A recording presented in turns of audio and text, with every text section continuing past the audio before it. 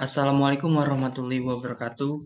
Perkenalkan nama saya Zuhdi As'ad dengan NIM 2020207067. Adapun maksud video yang saya buat pada hari ini yaitu untuk memenuhi tugas mata kuliah Metodologi Penelitian Pendidikan dengan dosen pengampu Dr. Yulia Trisamia MPD. Adapun judul proposal skripsi saya yaitu Potensi tanaman stevia dengan nama latin Stevia rebaudiana bertoni sebagai tanaman obat pengganti gula dan pengaruh pemberian kinetin terhadap induksi tunas, sumbangsinya pada materi bioteknologi kelas 12 SMA MA. Adapun latar belakang saya itu menjadi 4 bagian. Yang pertama, masyarakat banyak belum menyadari bahwa gula menjadi pemanis tak jarang dikonsumsi sehari-hari. Nah, akan tetapi jika terlalu banyak mengkonsumsi gula akan dapat menyebabkan dampak yang sangat merugikan bagi kesehatan. Terlalu banyak konsumsi gula bisa mengakibatkan penyakit diabetes. Terus yang kedua, salah satu tanaman yang bisa dimanfaatkan menjadi obat herbal yaitu stevia. Menurut para pakar, menggunakan penambahan stevia menjadi pemanis non-kalori bisa dimanfaatkan menjadi kudapan atau makanan pengganti pada penderita diabetes. Terus, stevia memperlihatkan banyak keuntungan bagi kesehatan yang sudah dibuktikan oleh lebih dari 500 penelitian.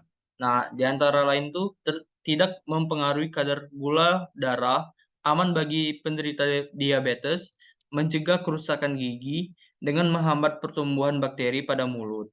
Nah, terus membantu memperbaiki pencernaan serta meredakan sakit perut, baik buat mengatur berat badan untuk membatasi makanan manis berkalori tinggi. Nah, kan untuk meningkatkan produksi stevia itu dibutuhkan bibit yang baik dan unggul. Nah, dalam memperoleh bibit stevia yang berkualitas dan bermutu dilakukan salah satu langkah terbaik yaitu dengan cara kultur jaringan di laboratorium. Nah, dalam budidaya tanaman menggunakan kultur jaringan perlu diperhatikan beberapa hal yang teknik kultur jaringan. Pemberian zat pengatur, tumbuh dalam media tanam, dan pemilihan eksplan sebagai bahan inokulum awal yang ditanam dalam media. Beberapa hal di atas dapat mempengaruhi pertumbuhan dan perkembangan eksplan menjadi bibit yang baru.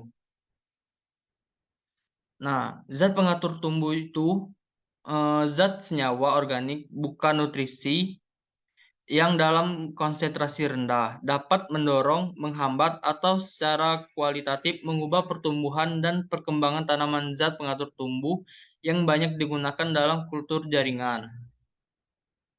Nah, yang paling banyak digunakan kultur jaringan itu ada auksin dan sitokinin. Nah, kultur jaringan itu merupakan metode untuk mengisolasi bagian tanaman seperti jaringan serta menumbuhkan dalam kondisi aseptik sehingga dapat menjadi tanaman lengkap. Nah, terus kan tadi zat pengatur tumbuh itu ada auksin dengan sitokinin. Nah, sitokinin itu adalah model zat pengatur tumbuh atau ZPT yang umum dipergunakan pada kultur jaringan. Nah, penambahan sitokinin ke dalam media kultur bisa menaikkan konsentrasi zat pengatur tumbuh endogen di dalam sel, sehingga menjadi faktor pemicu pada proses tumbuh dan perkembangan jaringan. Buat memacu pembentukan tunas bisa dilakukan menggunakan memanipulasi takaran sitokinin eksogen. Baiklah, selanjutnya identifikasi masalah. Saya itu terbagi menjadi dua. Yang pertama, objek penelitian ini adalah tanaman stevia yang diteliti adalah eksplan stevia yang sudah disterilkan dan akan diujikan berpengaruh terhadap kinetin. Terus yang kedua, sumbangsinya itu dari penelitian ini berupa LKPD, lembar kerja peserta didik untuk siswa-siswi kelas 12 SMA. Adapun masalah saya tuh ada dua. Yang pertama, apakah ada pengaruh ekstra pada tanaman stevia berpengaruh terhadap kinetin? Kedua, apa sumbangsinya terhadap biologi? Terus tujuan penelitian saya itu yang pertama ada untuk mengetahui pengaruh utama kinetin terhadap pertumbuhan eksplan tanaman stevia secara in vitro. Terus yang kedua, mengetahui sumbangsi penelitian terhadap materi bioteknologi pembelajaran biologi berupa LKPD, lembar kerja peserta didik.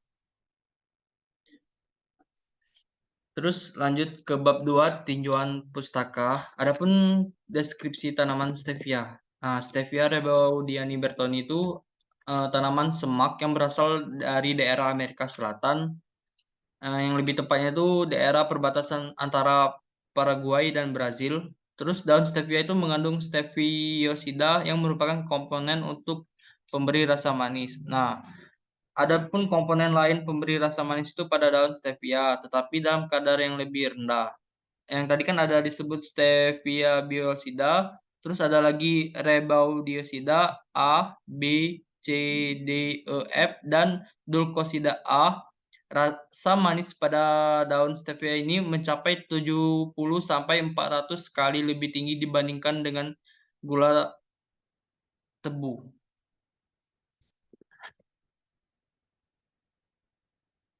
Lanjut klasifikasi tanaman stevia. Nah, Stevia rebaudiani bertoni itu pertama kali diklasifikasikan pada tahun 1899 oleh Moises Santiago Bertoni. Awalnya itu tanaman ini bernama Eupatorium rebaudianum dan berubah nama menjadi Stevia rebaudiana bertoni pada tahun 1905. Hmm, dengan kedudukan taksonomi stevia sebagai berikut. Yang pertama ada kingdom Plantae, divisi Magnoliophyta, kelas Magnoliopsida, bangsa Asterales, marga stevia, spesies Stevia rebaudiani bertoni. Adapun morfologi tanaman stevia ini memiliki ketinggian 30 sampai 90 cm dan berbunga sepanjang tahun.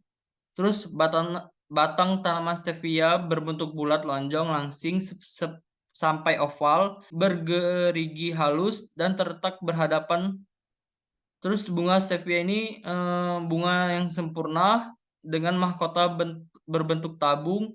Perakaran tanaman stevia merupakan akar serabut yang terbagi menjadi dua bagian, yaitu perakaran halus dan perakaran tebal. Tanaman ini memiliki daya regenerasi yang kuat sehingga tahan terhadap pemangkasan.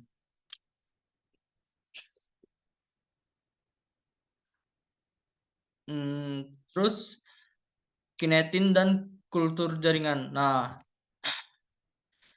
sitokinin yang pertama ditemukan adalah kinetin yang diisolasi oleh Profesor Cook dalam laboratorium botani di University of Wisconsin. Nah, kinetin ini diperoleh dari DNA ikan herring yang diautoklav dalam larutan yang asam. Terus persenyawaan dari DNA tersebut sewaktu-waktu ditambahkan ke dalam media untuk tembakau, ternyata merangsang pembelahan dan diferensiasi sel. Nah, terus persenyawaan tersebut kemudian dinamakan kinetin. Terus untuk sitokinin pada umumnya berperan dalam pengaturan pembelahan sel dan morfogenesis. Aktivitas utama sitokinin adalah mendorong pembelahan sel, menginduksi pembentukan tunas afektif dan dalam konsentrasi tinggi menghambat inisiasi akar. Terus kultur jaringan itu merupakan metode untuk mengisolasi bagi tanaman seperti jaringan serta menumbuhkannya dalam kondisi aseptik sehingga dapat menjadi tanaman lengkap. Dengan kultur jaringan dapat diperoleh perbanyakan mikro atau produksi tanaman dalam jumlah besar dan waktu yang diperlukan relatif lebih singkat.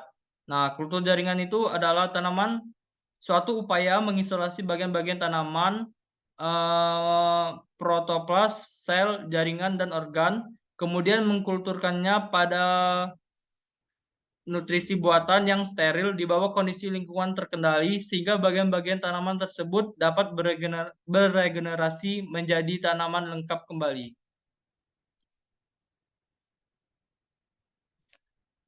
Terus adapun hipotesis saya tuh HA adanya pengaruh pemberian kinetin terhadap tanaman stevia, H0 tidak adanya pengaruh pemberian kinetin terhadap tanaman stevia.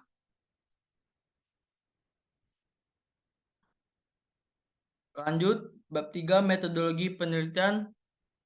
Yang pertama, waktu dan tempat penelitian saya itu dilakukan pada tahun 2022 sampai tahun 2023 dilakukan di Laboratorium Kampus B UIN Jakabaring Palembang.